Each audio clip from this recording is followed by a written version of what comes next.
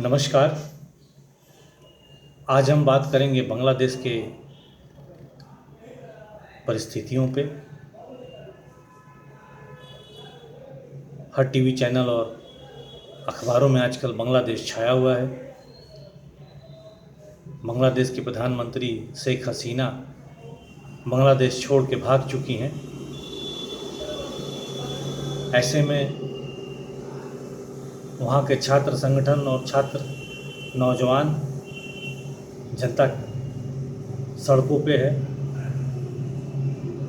सरकार पूरी तरह से ख़त्म हो चुकी है। देश आर्मी के निगरानी में चल रहा है। शेख हसीना के बेटे को पेरिस से बुलाया गया है।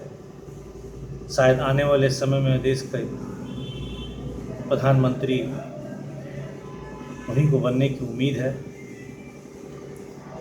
अब बांग्लादेश की परिस्थितियां जो आज हुई हैं वो बिल्कुल श्रीलंका में हुए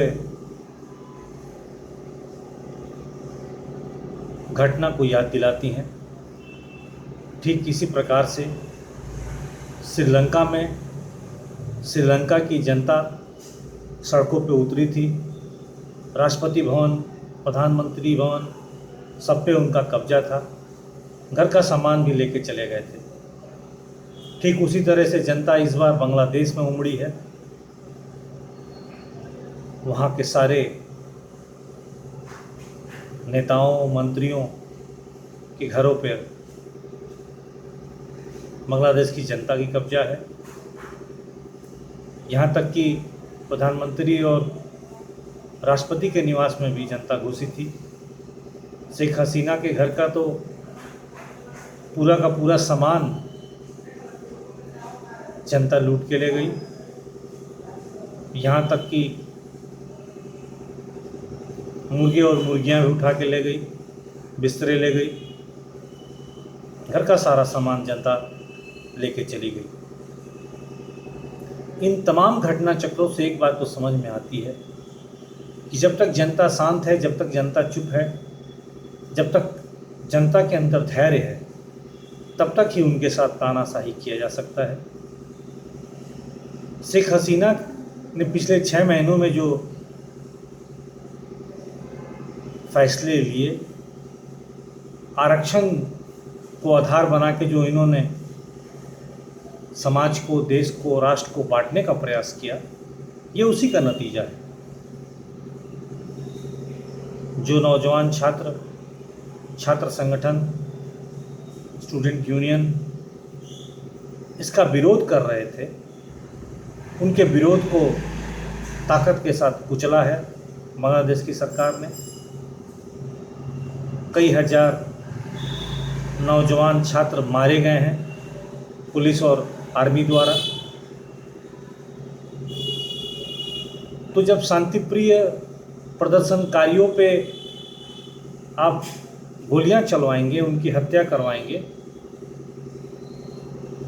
अपनी तानाशाही दिखाएंगे, तो जाहिर सी बात है कि जनता सड़क पे उतरेगी। हर देश का नौजवान ही ताकत होता है, हर देश का जवान ही सुरक्षा कर्मी होता है। ऐसे में जब उसे पता चलता है कि उसके देश में, उसके राष्ट्र में, उसके लोगों के साथ जब कोई तानाशाही सरकार अपने इरादों को पूरा करने के लिए पुलिस प्रशासन से, मिलिट्री से गलत काम करवाने लगती है, मीडिया से दुष्प्रचार कराने लगती है, तो जनता जनार्दन सब जानती है, सब समझती है। और शायद इसी का नतीजा था कि जनता ने अपना धैर्य खो दिया और आज जो स्थिति उत्पन्न हुई है वो प्रधानमंत्री शेख हसीना के कामों की वजह से हुआ है, उनके फैसलों की वजह से हुआ है, उनके तानाशाही रवैये की वजह से हुआ है, उनको कुचलने की जो मनोवृत्ति है उसके वजह से हुआ है कि आज वह बांग्लादेश से अपनी जान बचा के भागी हैं और भारत में दिल्ली और दिल्ली के आसपास किसी गंतव्य स्थान पर उन्होंने शरण ले रखा है।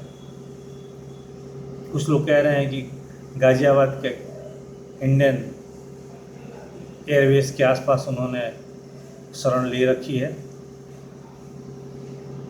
भारत के साथ अच्छे संबंध होने की वजह से शेख हसीना भारत में शरण ली हैं। अभी जो नई चीज़ें निकल के आ रही हैं कि इस पूरे सत्ता परिवर्तन में कहीं ना कहीं विपक्षी दलों का भी हाथ था, स्टूडेंट यूनियन का भी हाथ था। लेकिन उससे जो महत्वपूर्ण बात निकल के आ रही है वो पाकिस्तान के ISIS की बात निकल के आ रही है, पाकिस्तान की खुफिया एजेंसी की बात आ रही है कि ये जो जोर ज़बरदस्ती सत्ता परिवर्तन हुआ है, जो शेख हसीना को देश छोड़ के भागना पड़ा है, इन परिस्थितियों के पीछे पाकिस्तान की खुफिया एजेंसी का हाथ माना जा रहा है। क्योंकि पाकिस्तान हमेशा से ही चाहता है कि बांग्लादेश में जो सरकार रहे वो पाकिस्तान के कहे मुताबिक चले, वहाँ का शासन सत्ता पे पाकिस्तानियों के इशारे पे काम करने वाले लोग बैठे हैं।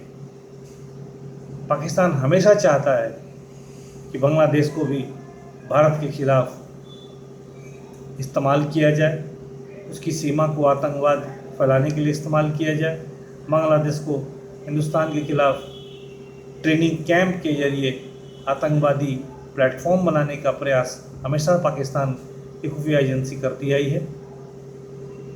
लेकिन शेख हसीना जब प्रधानमंत्री बनी उसके बाद से भारत के साथ संबंध और भी अच्छे हुए। शेख हसीना हमेशा भारत को अपना अभिन्न मित्र मानती थी और उसके साथ उनका काफ़ी अच्छा संबंध रहा और ये बात पाकिस्तान में बैठी सरकार को अच्छी नहीं लगती थी। और आज आप देख रहे हैं कि क्या स्थितियां हैं। तो कहीं ना कहीं इस पूरे घटनाक्रम के पीछे पाकिस्तान की खुफिया एजेंसी का भी हाथ है, ये साबित हो चला है। दूसरी बात जो बहुत अहम है भारत के लिए भी, कि कभी भी कोई सरकार अपने आप को तानाशाह न समझे, हमेशा जनता के ऊपर अपनी इच्छा शक्ति न ला दे, हमेशा उसको गलत फैसले उनके ऊपर न थोपे, गलत कानून न थोपे, उनके अधिकारों का हनन न करे, संविधान को ख़त्म करने की कोशिश न करे। क्योंकि ये जनता जनार्दन है, अगर ये जाग जाएगी तो सत्ता को उखाड़ कर फेंक देगी। इन्हीं बातों के साथ, इन्हीं विचारों के साथ नमस्कार, मैं संतोष प्रताप।